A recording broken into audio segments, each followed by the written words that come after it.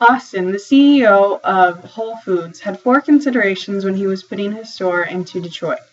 The first consideration was transforming the brand image. He was trying to expand into the lower income market. They were known for their high prices and better quality. And Austin wanted everyone to have better quality food, no matter what their income was. The second consideration was addressing the food access and poverty.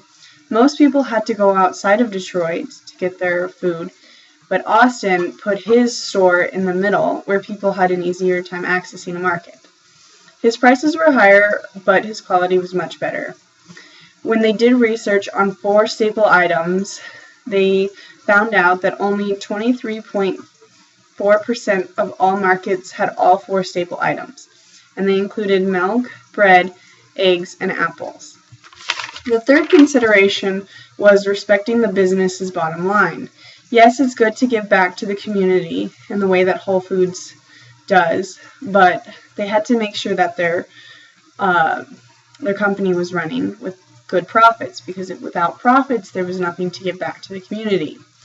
The fourth consideration was pushing out local businesses and residents. He knew that getting into this market, he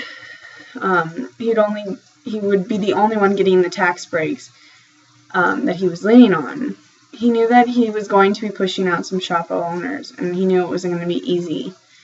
But he definitely helped in creating full and part-time jobs. Austin's generic strategy was a differential strategy.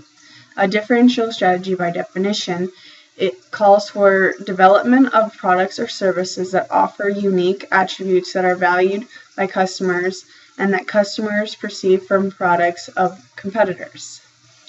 This strategy created problems with customers in Detroit because the majority of customers were below the poverty line.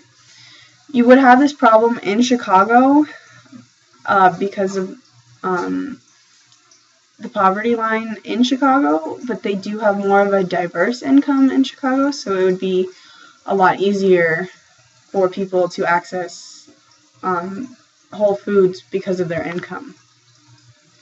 If I was Austin, I would open a store in Chicago. I did a pistol analysis to better give me background on why it would be good. The political aspects would be the tax considerations, the tax breaks, and the reduction of sales tax on buying the property. The economic standpoint would be that it would be similar to Detroit, but people would have higher average incomes, and there's less people below the poverty line, and there is a higher population in Chicago. The social aspect, like Detroit, Chicago is a very diverse city with lots of different types of people. Even though that they do have a high African American population, technology would not have a big impact because they already have their inventory systems and their cashier systems already done because they have different stores open already. The legal aspects, there would be licensing fees and construction permits and work permits and alcohol permits. And the environmental standpoint, there wouldn't be much impact. I feel like the triple bottom line is always a good thing to think about, and it should be a standard among all business people, but it sure isn't the easiest to do. It helps keep the businesses focused on a goal other than just making money.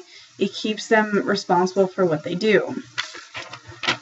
I think that Whole Foods does a good job at maintaining the triple bottom line. Financially, they are expanding their label to different cities nationally and internationally, such as in Canada. Socially, they are doing well because they have a standard with buying local produce at 50%, and in the Detroit store, they have 60% that they are buying local produce, while their competitors at most are buying 30%. They also give back to the community with a cut of their products, their profits on certain days. Economically, they are doing their part by buying foods that are organic and mostly GMO free. By doing this, they stimulate not putting chemicals to kill bugs on the plants and into the air. I don't think it is very relevant to have a standard of the triple bottom line. I don't think that just any company can do the triple bottom line and succeed. You need a really good strategy, and you also have to have the right environment. I think it's hard enough just trying to think about the bottom line economically.